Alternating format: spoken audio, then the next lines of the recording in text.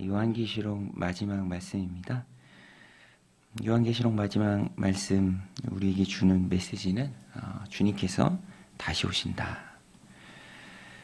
그냥 하는 말이 아니라 이제 우리 인생의 핵심이 되는 또 기준이 되는 말씀이죠.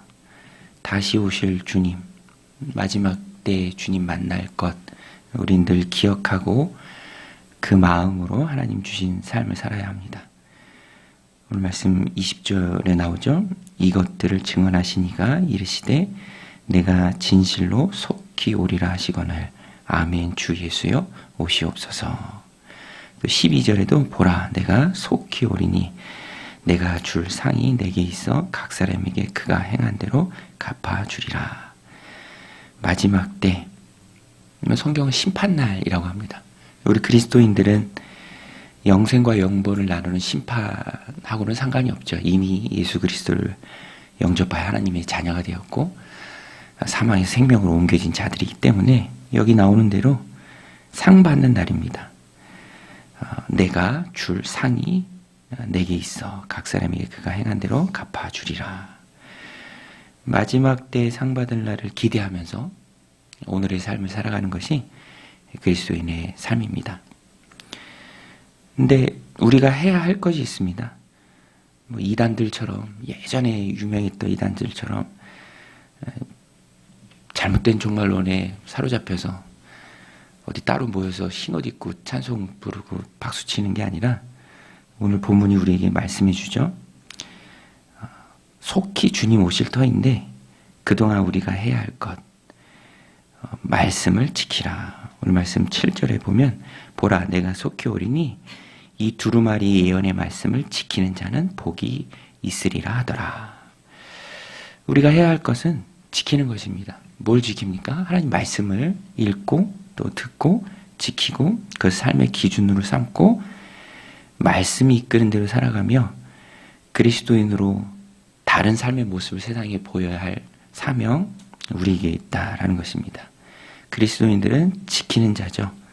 되는 대로 함부로 임의로 살아가는 인생이 아니라 하나님 말씀에 뿌리박은 그 말씀을 삶의 유일한 기준으로 삼고 말씀에 따라 살아가는 자들이다라는 것입니다. 말씀이 우리에게 명하는 가장 중요한 것은 깨끗게 되는 것이죠. 일반 은총을 통해서 햇빛과 비를 주시는 하나님을 알 수는 있는데 절대자의 존재에 대해서 깨달을 수 있는데 말씀이 아니고는 특별한 하나님의 사랑을 깨달을 길이 없습니다. 말씀을 통해서만 구원의 방법, 하나님이 세우신 예수 그리스도 그 십자가를 대면할 수 있는 것이죠. 그래서 오늘 말씀 14절에도 보면 자기 두루마리랑 두루마기가 달라요. 그래서 14절에 나오는 것은 자기 두루마기를 빠는 자들, 옷, 의복을 빠는 자들입니다. 이것이 상징하는 것은 예수 그리스도 그 보혈로 씻긴 자들을 의미합니다. 성경을 통해서 하나님 말씀을 통해서 선포되는 말씀을 통해서 우리가 가장 먼저 해야 될 것은 죄 씻는 것이죠. 예수 그리스도 그 십자가의 보혈이 유일하게 내 죄를 씻는다. 나를 위해 죽으신 그리스도를 믿음으로 내 죄의 사함 받는다. 이것입니다. 두루마기를 빠는 자들은 복이 있으니 이는 그들이 생명나무에 나아가며 문들을 통하여 성에 들어갈 권세를 받으려 함이로다. 말씀을 통해서 우리는 그리스도의 사랑을 알고 세상이 영원한 곳이 아님을 알고 영생을 사모하는 마음으로 나아갈 수 있다라는 것입니다. 또 18절 말씀에 가서 보면 말씀이 너무 중요한 기준이기 때문에 이것에 대하는 우리의 태도가 더하거나 덜하지 말라. 18절에 보면 내가 이 두루마리의 예언의 말씀을 듣는 모든 사람에게 증언하노니 만일 누구든지 이것들 외에 더하면 하나님이 이 두루마리에 기록된 재앙들을 그에게 더하실 것이요 만일 누구든지 이 두루마리의 예언의 말씀을 제하여 버리면 하나님이 이 두루마리에 기록된 생명나무와 및 거룩한 성에 참여함을 제하여 버리시리라. 말씀은 받는 거예요. 그 말씀을 따라가는 것이죠. 내가 그 말씀을 왜곡할 수 없습니다. 그것을 함부로 재단할 수 없고 더하거나 덜할 수 없다라는 것입니다. 이단들이 이렇게 하죠. 요새도 뉴스만 보면 여러 종류의 이단들이 나오는데 참 딱 질색인데 이단들이 하는 것이 바로 이것입니다. 자기 생각이 있고요. 거기에 말씀을 가지고 끼워 맞추는 거죠.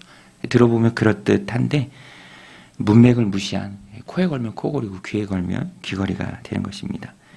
그래서 우리는 깨어서 항상 말씀을 공부해야 되고 또 묵상해야 하고 말씀을 바르게 배우고 또 전할 수 있어야 합니다. 그래서 큐티하는 것이 아무것도 아닌 것 같아도 항상 말씀을 대하는 것, 또 이렇게 새벽에 나와서 항상 말씀을 함께 나누고 읽고 하나님의 말씀을 듣는 게 우리 신앙생활에 너무너무 중요하다라는 것입니다. 영혼의 양식이죠. 밥은 먹으면 에너지가 없고 힘이 없는 것처럼 우리 그리스도인들 항상 말씀을 먹고 살아야 한다라는 것입니다.